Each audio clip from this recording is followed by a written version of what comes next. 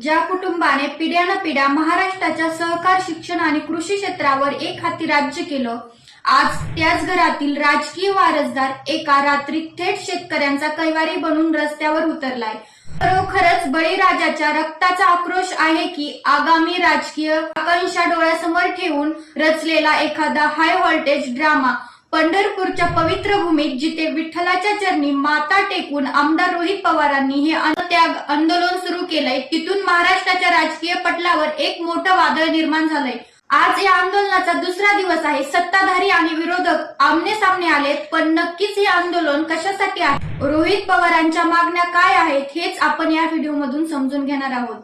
नमस्कार, मी आदित्य आणि तुम्ही पाहता ट्रुथेक्स न्यूज। रोहित पवारांच्या या आंदोलनाचा मुख्य रोख काय आहे, तो सरकारच्या कर्जमाफी योजनेवर सध्या महाराष्ट्रातील शेतकरी अस्मानी आणि सुलतानी संकटांनी होरपळला आहे। सरकारकडून कर्जमाफीच्या घोषणा तर होतात, पण त्यातील जाचक अटीमुळे लाखो शेतकरी या लाभांपासून वंचित राहतात। या आंदोलनाच्या माध्यमातून रोहित पवारांनी प्रमुख मागण्या मांडल्या आहेत। पहिली मागणी म्हणजे शेतकऱ्यांचा सातबारा कोणत्याही अटी शर्तीशिवाय पूर्णपणे कोरा करण्यात यावा, म्हणजे संपूर्ण कर्जमाफी मिळावी। आणि दुसरी मागणी म्हणजे सरकारने कर्जमाफीसाठी घातलेल्या जाचक अटी आणि निकष तातडीने मागे घ्यावेत। यापूर्वी नागपूर येथे झालेल्या आंदोलनानंतरही सरकारने ठोस पावले न उचलल्यामुळे आता पंढरपुरात हे थेट अन्नत्याग आंदोलन सुरू करण्यात आलंय। या आंदोलनाला महाराष्ट्राच्या कानोकोपऱ्यातून शेतकऱ्यांचा पाठिंबा मिळताना दिसतोय। नागपूरच्या आंदोलनात सक्रिय राहिलेले शेतकरी पुत्र धनंजय गुंदेकर हे आपल्या शेतकऱ्यासह नितीन खांडे पाटील, अजय खांडे पाटील आणि अजय राठोड यांच्यासोबत थेट पंढरपुरात दाखल झाले। चलो पंढरपूरचा नारा देत त्यांनी या आंदोलनाला प्रत्यक्ष भेट घेऊन पाठिंबा दिला आहे। पण या भेटी दरम्यान एका गोष्टीची सर्वात जास्त चर्चा रंगली, ती म्हणजे धनंजय गुंदेकर यांनी रोहित पवारांना दिलेली एक खास भेट। ती भेट होती म्हणजेच चाबकाची।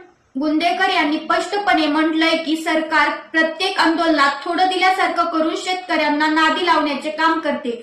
म्हणूनच या निरागट्ट कातडी झालेल्या सरकारला जाग आणण्यासाठी आणि सत्तेची कातडी सोलून काढण्यासाठी आम्ही रोहित दादांना सूट भेट दिला आहे। जरी प्रत्येक शेतकरी पंढरपूरला पोहोचू शकला नसला तरी प्रत्येकाने आपल्या गावातून या आंदोलनाला पाठिंबा दिला पाहिजे, कारण या प्रत्येक शेतकऱ्यांचा संताप आहे असं आव्हानही त्यांनी केलंय।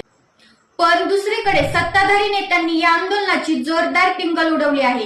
गोपीचंद पडळकर यासारख्या नेत्यांनी या आंदोलनावर थेट संशय व्यक्त केलाय। विरोधकांचा आरोप आहे की ज्या पवारांच्या धोरणामुळे महाराष्ट्राचा शेतकरी वर्षानुवर्ष कर्जाच्या घाईत ढकलला गेला आहे, तेच रोहित पवार स्वतःला शेतकरी पुत्र दाखवून स्टंटबाजी करत आहेत। मर्सिडीज मधून फिरणाऱ्या नेत्यांनो, शेतकऱ्यांचे दुःख एका रात्रीत कसे समजले, हा केवळ आगामी निवडणुका डोळ्यासमोर ठेवून केलेला राजकीय स्टंट आहे, अशी घणघाती टीका सत्ताधाऱ्यांकडून केली जात आहे।